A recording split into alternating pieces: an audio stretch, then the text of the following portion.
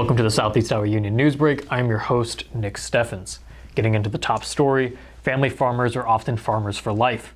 Corn and soy producers do their best to maximize the efficiency of their operations, and in doing so clear a path for the next generation to do the same.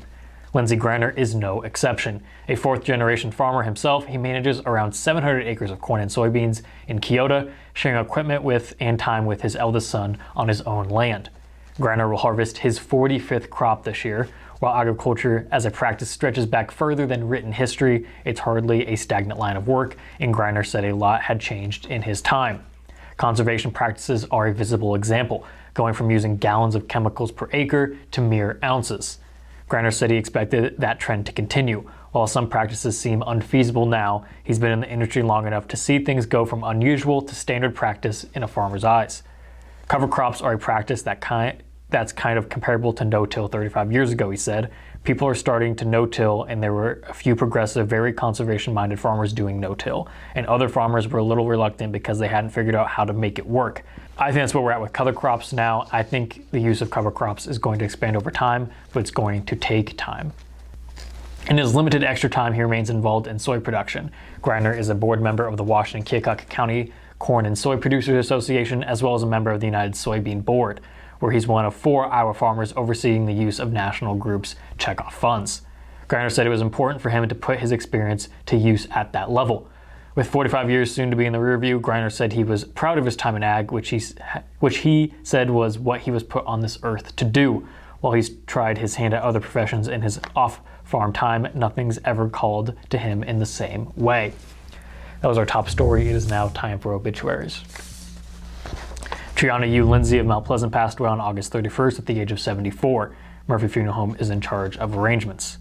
Ralph Dubbs Dickinson of Brighton passed away on August 29th at the age of 94. A funeral mass will be held at 11 a.m. September 5th at St. Joseph Catholic Church in East Pleasant Plain. Gould Funeral Home of Brighton is in charge of the arrangements.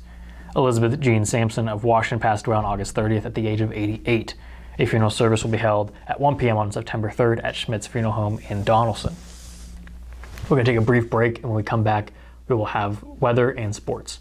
Since 1905, Kelowna Cooperative Technology Company has helped our community stay connected with the latest advancements in clear, dependable telecommunications services. KCTC provides rural Iowans with access to high-speed fiber internet, as well as phone, television, computer repair, and cybersecurity solutions. We're also proud supporters of local organizations and area schools within the community. KCTC, keeping Kelowna connected.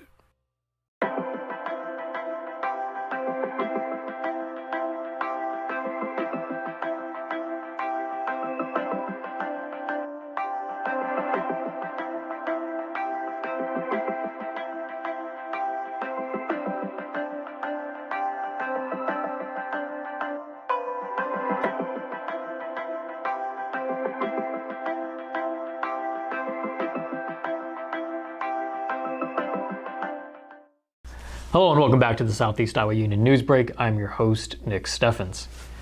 We have sports coming up, but first, the weather. The weather is brought to you by Jacqueline Ariola, LLC. Come visit Jackie in her new location downtown. She is ready to serve Washington and the surrounding community. We'll be starting Labor Day weekend with some decent weather, partly cloudy skies with a high of 90. Tomorrow it will remain partly cloudy, but be a few degrees cooler with a high of 86. Temperatures will continue to drop on Sunday with a high of 82 with partly cloudy skies again.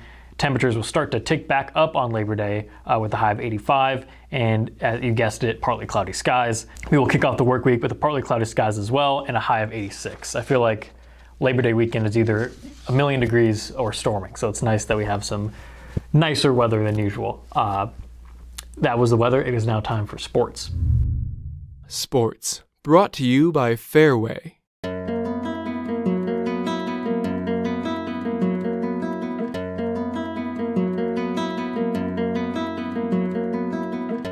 Washington is set to play Mount Pleasant tonight. Washington starts the season 1-0 after a great victory against the Greyhounds. Mount Pleasant comes in 0-1 after a loss to the Trojans.